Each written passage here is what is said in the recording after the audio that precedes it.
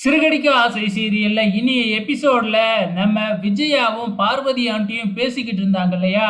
இப்ப விஜயாவுக்கே பாத்தீங்கன்னா, மனோஜ் மேல தான் டவுட் வருது. கண்டிப்பா ரோகிணியோட வயித்துல வளர்ற குழந்தை மனோஜோட குழந்தை தான் அப்படின்னு விஜயாவே நம்ப ஆரம்பிச்சுட்டாங்க. அதான் நம்பிட்டல, இதுக்கப்புறம்னாச்சும் மனோஜையும் ரோகிணியும் சேர்த்து வை அப்படின்னு பார்வதி சொல்றாங்க. ஆனா விஜயா இருந்துகிட்டு அதெல்லாம் முடியவே முடியாது, எனக்காக நீ ஒரு உதவி பண்ணணும் அப்படின்னு பார்வதி கிட்ட விஜயா கேட்குறாங்க. என்னன்னு சொல்லு அப்படின்னு கேட்ட உடனே, நீ ரோகிணியை உன் வீட்டுக்கு கூப்பிடுற அப்படின்னு சொன்ன உடனே, நான் ஆல்ரெடி ரோகிணிக்கு ஃபோன் பண்ணி கூப்பிட்டு ரோகிணியை வாழ்த்தலாம தான் இருந்தேன் அப்படின்னு நம்ம பார்வதி சொல்றாங்க. ஆனா விஜயாவோட திட்டமே வேற. ரோகிணியை கூப்பிட்டு வீட்டில் விருந்து வைக்கிற மாதிரி விருந்து வச்சு சாப்பாட்டில் ஏதாச்சும் கலந்து விட்டுரு, குழந்தை கருவிலேயே அழிஞ்சு போகணும் அப்படின்னு சொல்றாங்க நம்ம விஜயா. இதை கேட்ட உடனே பார்வதிக்கு பயங்கரமா கோபம் வருது. நீ இவ்வளவு கேவலமா சொல்லுவேன்னு நான் எதிர்பார்க்கவே இல்லை.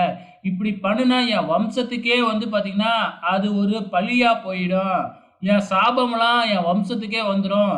நான் ஒரு காலத்துலயும் இப்படி செய்யவே மாட்டேன். நீ இதைத்தான் சொல்ல போற அப்படின்னு தெரிஞ்சிருந்தா உன் வீட்டுக்கே நான் வந்திருக்க மாட்டேன். நீயும் உன் மனசை மாத்திக்க அப்படின்னு விஜயாவை பார்த்து நம்ம பார்வதி ஆண்டி பயங்கரமா திட்டிட்டு அங்கிருந்து கோவமா கிளம்பி போயிடுறாங்க. ஆனா இந்த விஜயா ஏதோ ஒரு திட்டத்தோட தான் இருக்கு, ரோகிணியோட குழந்தைய அழிச்சே ஆகணும் அப்படின்னு சொல்லிட்டு. இந்த பக்கம் நம்ம முத்து மீனாவையும் சீதாவையும் ஒரு இடத்துக்கு அழைச்சிக்கிட்டு போறாப்புல. எந்த இடம் அப்படின்னு பார்த்தா கராத்தே கிளாஸ் நடந்துகிட்டு இருக்கு. அங்க சீதாவை போய் கிளாஸ்ல சேர்த்து விடுறாப்புல. ஏன்னா அருண்கிட்ட அவ்வப்போது அடி வாங்கிக்கிட்டே இருக்குல்ல நம்ம சீதா. அதனால கராத்தா கற்றுக்கிட்ட நம்ம மலையாள படத்துலலாம் ஒரு மனைவி ஹீரோவை போட்டு தவணும் துவைச்சாங்க இல்லையா, அந்த கான்செப்ட்ல நீயும் பார்த்தீங்கன்னா தற்காத்துக்கலாம் அருண்கிட்ட இருந்து.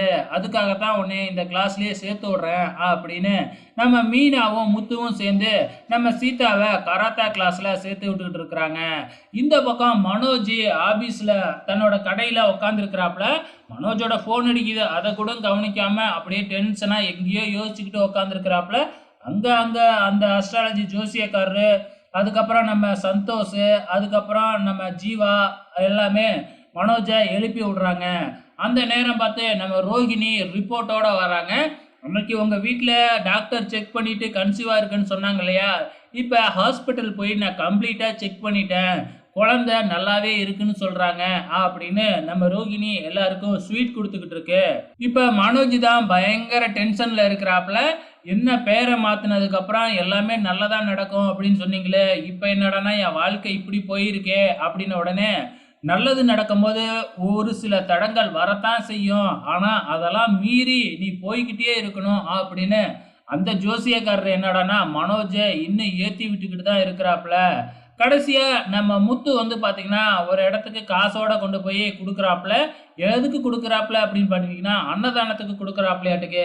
மீனாவுக்கு ட்ரீட்மெண்ட் நடக்க போகுது இல்லையா, ஸோ அது நல்லபடியாக நடக்கணும் அப்படிங்கிறதுக்காக நம்ம முத்து மீனாவுக்காக அன்னதானம் பண்ணுறாப்புல. அதுக்கப்புறம் எல்லாருக்கும் பார்த்தீங்கன்னா மோர்லாம் சப்ளை பண்ணுறாப்புல.